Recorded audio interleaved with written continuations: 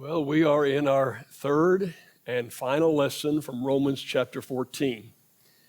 And I think probably I've driven some people away with these last two lessons in Romans chapter 14. Our crowd's a little lower today, but I understand. I know it's kind of the end of summer travel for those who have children in school, and others are on vacation, and it's just summertime, and that's good. I am glad you're here. I'm glad you've been a part of these lessons. I'm thankful for all those people who watch us live weekly and who watch us from a distance. And hope you're blessed as we have this third and final lesson from Romans chapter 14.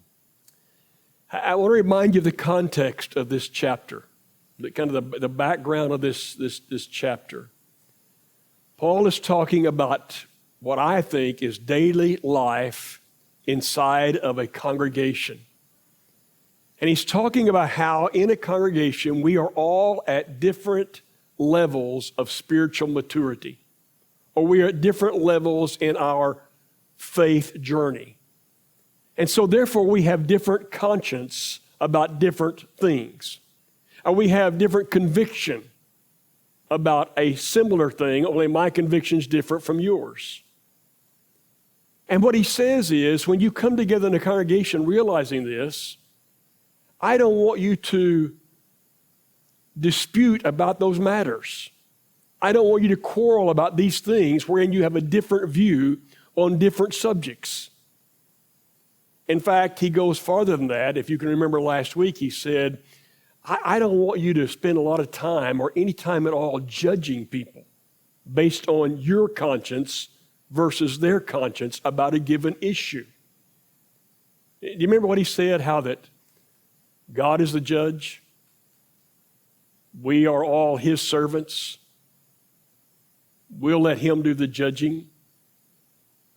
And then do you remember how Paul says in this chapter that whatever we believe about certain subjects is between us and God. In fact, we didn't even look at verse 22 last week in Romans chapter 14, but it specifically says, whatever you believe is between you and God, and so it's very personal, and so you keep it that way.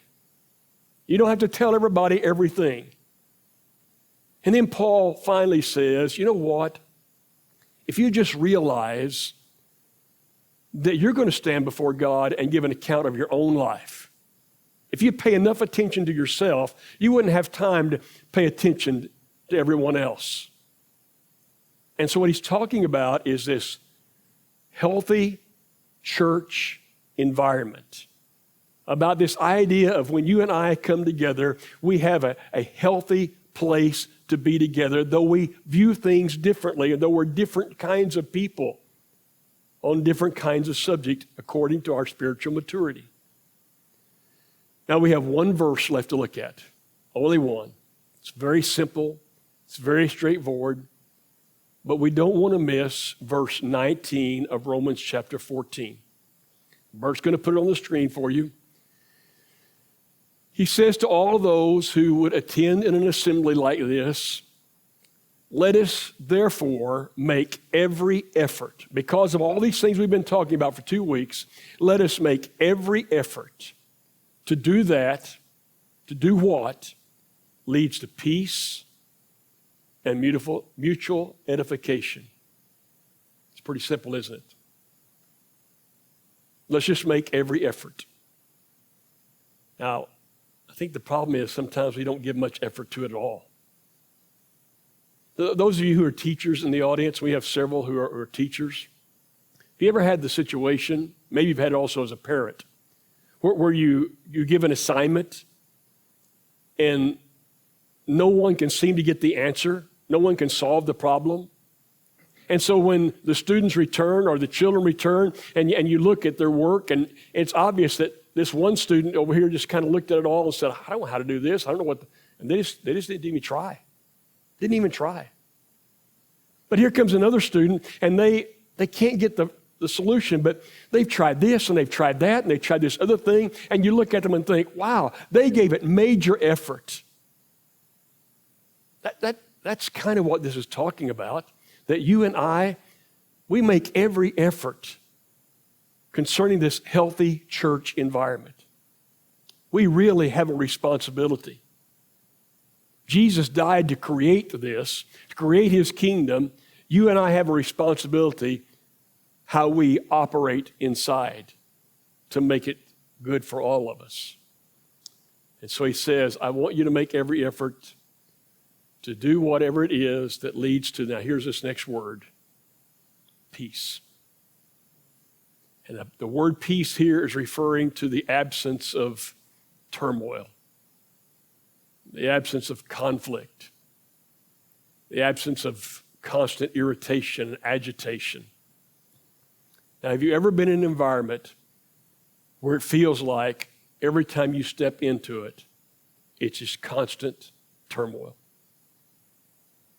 I think there are people who have a home life like that, sadly. I think that because I was talking to a person this last week, and they told me the story of a man and a woman who lived together, and they lived together for 30 years until these children got to an age, and he would say, every time I walk in the door, we start this bickering, we start this fighting, and every time I walk in the door, there's this turmoil. Every time I walk in the door, there's this agitation. There's never peace at home. And he left. He didn't just move down the street. He moved halfway across the country to escape it. And have you ever been in a work environment where every time you step in the door at work, it's unpleasant, and it's bickering, and it's ridicule, and it's harshness, and it's hardness, and you get to where you just can't stand it. And so you can't wait till that day you can finally say, I am done with this, I'm able to retire, I'm gone from it. Well, I think we understand those illustrations. But let me ask you this. Do you think it's ever possible that we have a church environment that's like that work environment or that home life that I just described? You walk in the door and you can almost feel it. You can feel the tension in the auditorium. And you see some people who don't seem to talk to other people, and you see these people getting these little, as they call them, cliques, and you can't get into it. I mean, they don't want you there. And then you get a preacher gets up here and just harsh and hard and hammers and over again, and you leave feeling worse than when you came. And I want to tell you, I don't know how many young people I've talked to, and some that used to be young and they've gotten older now, and they have said, I don't ever go anymore. I don't want any part of it. Because here's the environment, the only environment that I've ever found. Now, if that's true, if that's really right, who's responsible for them not coming any longer? It's how we conduct ourselves. How many of you love vacations? Ken and Vicki aren't here this morning. They slipped off to Colorado for the cooler temperatures for a bit of time before school starts. How many love vacation? Our daughter and her family just returned a week ago from Colorado. Now, they normally go on these long vacations. They get in a car and they go for 3 weeks, and they travel from one coast to the other, and they've seen everything you can see. This year, they didn't have time. They said, we're going to go to Colorado. We're going to get a little cabin near South Fork, and we're going off the grid.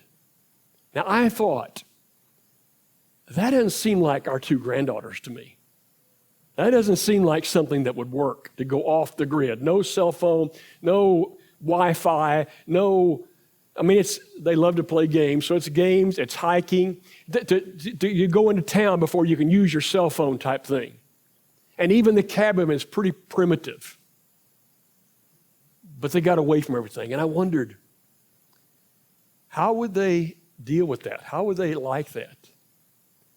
Well, what do you think they look like right there? Those are our two granddaughters. And the whole family said, we didn't want to come back home. We loved it. It was so peaceful and so wonderful. And I found myself wondering this week, I wonder if church ought to be like going on a vacation.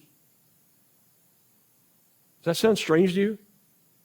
I wonder if church ought to feel like we're going on a vacation. So we walk in the back door and we look like that. We're all smiles because we close the door on the world and we're not being judged. We're not being treated harshly. We're not being reprimanded. We're being taught. But we're just happy. It's a place of true refuge. And I'm really concerned that so much of our history has been an environment that hasn't felt like a refuge.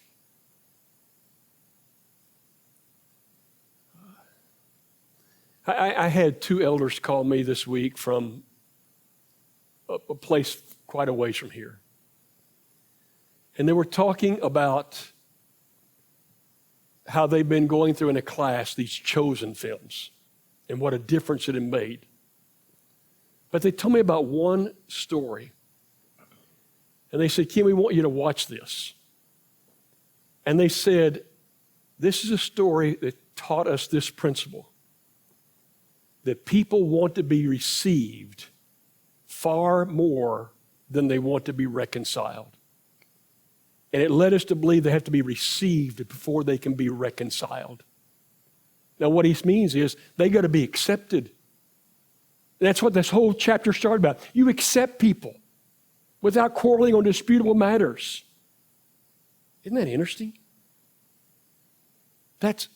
This place ought to be a place of peace. Susan was telling me this last week about a little excerpt from Haley's Handbook. Now, I don't know if you're familiar with Haley's Handbook. I think it was first printed in 1924. I think I looked it up and it was 1924. Her father used to refer to it often. Just a little tiny handbook about all the passages in the Bible. And she said, I want you to hear what this says about an assembly. Now, remember, it's 1924. It's first written. He said, never should an assembly last more than an hour. He said, you ought to just use this rule of thumb. How about 20 minutes of singing? How about 20 minutes of praying and communion or whatever you're going to do? And how about the preacher never talk more than 20 minutes, he said. Now, yeah, Jack, I know. Jack's getting really excited. And maybe once in a while I go over it just a tiny bit, but I try to keep it there. Because he's talking about the kind of environment. He said that if you're meeting regularly, that's the kind of environment you need. And here Paul is, all those years ago, 2,000 years ago, saying, you do whatever it takes to live in peace. And then there's one other word, mutual edification. Now, the word mutual means it's for both of us. For those of you who are really spiritually mature, and for those of you who are not very spiritually mature. For those of us who are weak, and for those of you who are strong. Mutual. And the word is edification. Now, don't confuse that with the word encouragement. Do you realize it's different from the word encouragement? Encouragement is something supposed to take place. That is supposed to take place when we come together. I know that. The reason why that is because our world is always hard. Is it always hard? Has it always been hard? It's always been hard to live. And we get beaten up in a variety of ways. And we get disappointed in a variety of ways. And our spirits sag so easily. And so that means we get encouraged once in a while. Someone says something to us that lifts our spirits. That's encouragement. It returns courage to us. That's not edification. Well, they're cousins. That's not edification. Edification has to do with growth. It has to do with building. It has to do with me getting stronger and stronger, not by encouragement, but by having the tools, by what we learn together. And we're supposed to provide an environment where you and I literally grow. So that when you come here for this little 20-minute lesson, you find something you take home and you say, that helped me. I can grow. I learned something today. You know, I've looked at Romans chapter 14 at least a couple times prior to this time. The last 2 times I've gone through Romans 14, I've learned something. This time I've learned even more. This time I have been able to see application that I hadn't seen before. This time, going through it again, guess what? I am stronger. I've been built a little stronger than I've been in the past. It's the environment, a healthy church environment. Now, I want to tell you again, God so loved this world that he allowed his son Jesus to come to die to purchase what we call a church, a kingdom. I like the word kingdom a lot better. I use it most of the time. He came to purchase a kingdom. We'll take the communion in just a moment and we'll remember that. He came to purchase a kingdom. And you and I are part of the kingdom. But how the kingdom feels and works Sunday after Sunday as we come together, and Wednesday when we come together, and how the kingdom works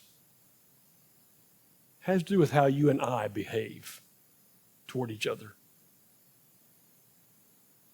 You know, Janet and I may see things differently on a lot of different subjects, but we get along really well. We get along really well. We don't quarrel about those things. In fact, we don't even talk about them. Isn't that interesting? Because we want to be here on a vacation. We want to close the world off for a little while and go off the grid and enjoy ourselves and grow.